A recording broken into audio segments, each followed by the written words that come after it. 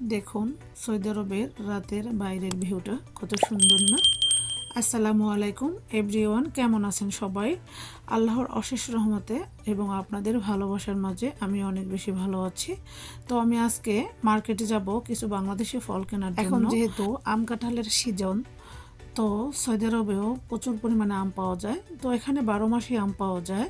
তো আমি আসছি সৌদিয়ানদের সবচেয়ে বড়লোকি মার্কেটে শুধু আম কেনার জন্য। এখানে যখন তখন আসি, আমের পাশাপাশি অনেক কিছুই আরও নিয়েছি পরে। যাই হোক, কোনো কিছু আপনাদের সাথে শেয়ার করিনি। দেখতে পাচ্ছেন আমগুলো, এখানে বিভিন্ন দেশের আম পাওয়া যায়, টক মিষ্টি সব ধরনের আমই পাওয়া যায়। তো এখান থেকে বেশ কিছু আম কিনে নিয়েছি, কারণ আমি একটি আম দিয়ে ডেজার্ট বানাবো। যেহেতু আমের সিজন, আমের ডেজার্ট খেতে কার না ভালো লাগে। তো পুরো ভিডিওটি না টেনে দেখুন, আমি ফুল রেসিপিটি আপনাদের মাঝে শেয়ার করব। তো আজকে আম এবং দুধ দিয়ে স্বাস্থ্যসম্মত উপায়ে খুবই সহজ পদ্ধতিতে একটি ডেজার্ট তৈরি করে দেখাবো, আশা করি ভালো লাগবে। তো এর জন্য আমি এখানে নিয়েছি একটি পাকা আম। আমটাকে ভালোভাবে ধুয়ে এখন আমি আমের বোটাটাকে কেটে ফেলে দিচ্ছি এবং দুই সাইড থেকে আমটাকে কেটে বের করে নিচ্ছি, দেখতে পাচ্ছেন। এখন আমি একটি নাইফের সাহায্যে মাঝখান দিয়ে এভাবে দাগ কেটে আমের টুকরোগুলো বের করে নিব। যারা আমার ভিডিওটি অত্যন্ত ধৈর্য সহকারে দেখেছেন তাদেরকে অসংখ্য ধন্যবাদ, এবং যারা নতুন এসেছেন তারা অবশ্যই চ্যানেলটি সাবস্ক্রাইব করে পাশেই থাকবেন।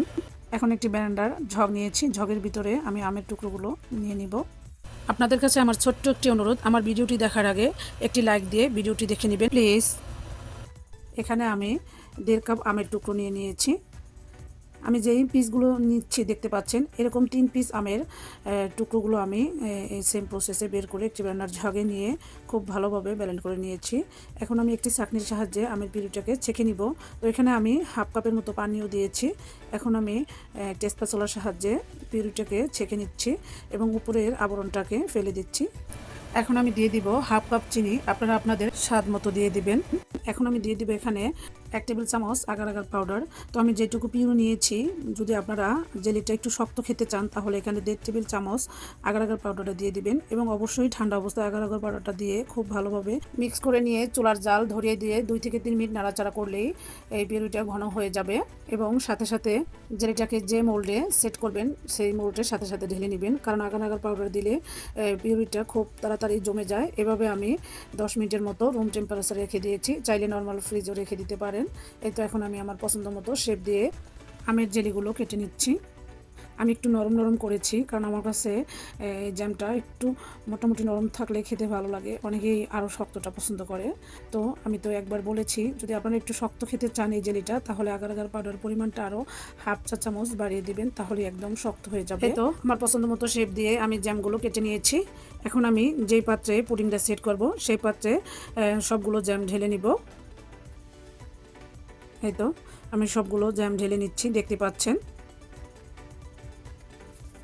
এখন আমি একটি প্যানে নিয়ে নিয়েছি 3 কাপ লিকুইড ফুল ক্রিম দুধ। এখন আমি দিয়ে দিব 1.5 কাপ চিনি।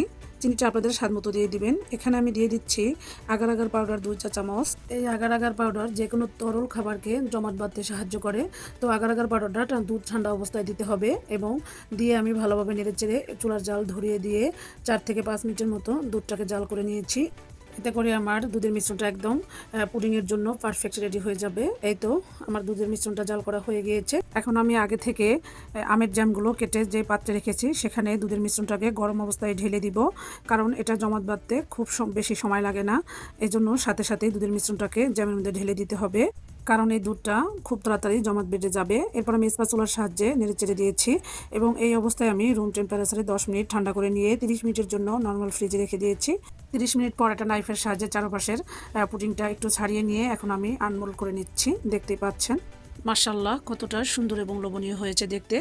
আমি এই পুডিংয়ের মিশ্রণের মধ্যে অথবা জ্যামের মিশ্রণে কোনো প্রকারের কেমিক্যাল যুক্ত ফুড কালার ব্যবহার করিনি। আপনারা চাইলে কালারফুল দেখানোর জন্য ব্যবহার করতে পারেন। তো আমার কাছে সবসময়ই স্বাস্থ্যসম্মত খাবারটাই ভালো লাগে, তাই আমি আমার ফ্যামিলিকে সবসময়ই স্বাস্থ্যসম্মত খাবারটা খাওয়াতে পছন্দ করি। তো দেখতে পাচ্ছেন আমি এখন একটি নাইফের সাহায্যে পুডিংটাকে কেটে নিচ্ছি। দেখুন কতটা পারফেক্টলি কুক হয়েছে। আপুরা ভাইয়ারা, একটি মজার ব্যাপার হচ্ছে, পুডিংটা কেটে সার্ভ করে আপনাদেরকে দেখানোর আগে আমার বাসার সবাই খুবই পছন্দ করে খেয়ে ফেলেছে। দেখতে পাচ্ছেন কতটা সুন্দর এবং লোভনীয় দেখাচ্ছে। তো আমার রেসিপিটি কেমন লেগেছে অবশ্যই কমেন্ট করে জানাতে ভুলবেন না। পরবর্তী ভিডিও দেখার আমন্ত্রণ রইল।